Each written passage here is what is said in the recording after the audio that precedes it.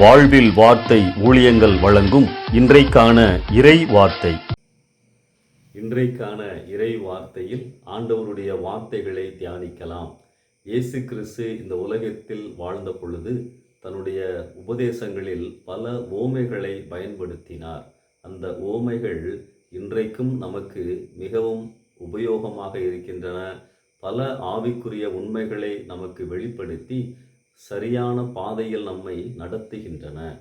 பொதுவாகவே இந்த ஓமைகளில் தேவராஜ்யம், மனம் திரும்புதல், இரண்டாம் வருகை, ஜெபம் மற்றும் ஆண்டவருடைய மாறாத அன்பு இவைகளை குறித்து ஆண்டவர் சொல்லியிருப்பார்.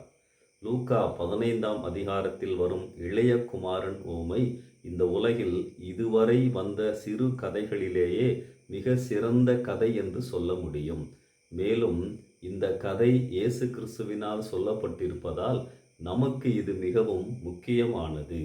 இந்த ஓமையில் பிதாவின் அன்பை பற்றி மாத்திரம் இயேசு கிறிஸ்து கூறவில்லை, பரிசேயர்களை குறித்தும் ஒரு கிறிஸ்தவனிடம் காணப்படக்கூடாத பண்பை குறித்தும் இங்கே பேசுகிறார்.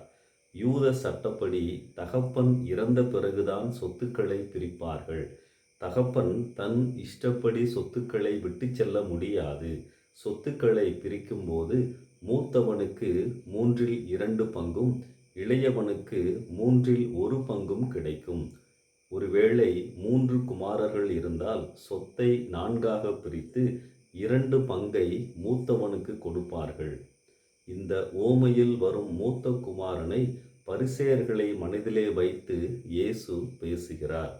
இயேசு பாவிகளுடன் சிநேகம் கொள்வதை பார்த்து கோபமடைந்தார்கள். மனம் திரும்பின பாவிகள் பரலோகத்தில் பங்கு கொள்வார்கள் என்று உணர்ந்து ஆத்திரமடைந்தார்கள். மூத்த குமாரனிடத்தில் தன் தகப்பனிடத்திலே காணப்பட்ட நல்ல குணங்கள் இல்லை. அவன் சுயநீதி கொண்டவனாக இருந்தான். பொறாமை, தற்புகழ்ச்சி, குறை சொல்லும் குணம், திருந்தி வந்தவனை தவறான கண்ணோட்டத்துடன் பார்த்தல் போன்ற தீய குணங்கள் இருந்தன. ஏற்றுக்கொள்கின்ற பக்குவம், ஏற்றுக்கொள்கின்ற பண்பு அவனிடத்திலே இல்லை. இவ்வளவு நாட்கள் அவனிடம் காணப்பட்ட கீழ்ப்படிதல் அன்பின் அடிப்படையில் இல்லை. மன இறுக்கத்துடன் தான் வேலை செய்கிறான். அப்பாவோடு இவ்வளவு நாட்கள் நெருக்கமாக இருந்தும் அப்பாவிடம் காணப்பட்ட அன்பு, இரக்கம், பாசம் போன்ற குணங்கள், முக்கியமாய் மன்னிக்கும் சிந்தை அவனிடத்திலே இல்லை. அன்பானவர்களே, எத்தனை வருடங்களாக நாம் கிறிஸ்தவர்களாக வாழ்கிறோம், ஆலயம் செல்கிறோம், ஜெபிக்கிறோம், வேதம் வாசிக்கின்றோம். ஆனால் இப்படிப்பட்ட தெய்வீக சுபாவங்கள், அதாவது மன்னித்தல், பிறரை ஏற்றுக்கொள்கின்ற பண்புகள் நம்மிடத்திலே காணப்படுகின்றதா? இளைய குமாரன் கெட்டவனாக இருந்து நல்லவனாக மாறினான். ஆனால் மூத்த குமாரனோ நல்லவனைப் போல இருந்த கெட்டவன்.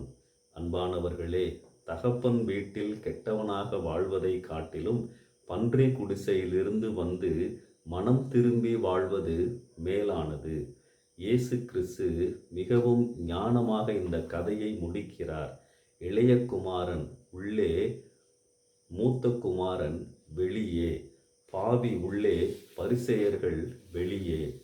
அன்பானவர்களே, நம் வாழ்க்கை இன்றைக்கு எந்த குமாரனைப் போல காணப்படுகின்றது?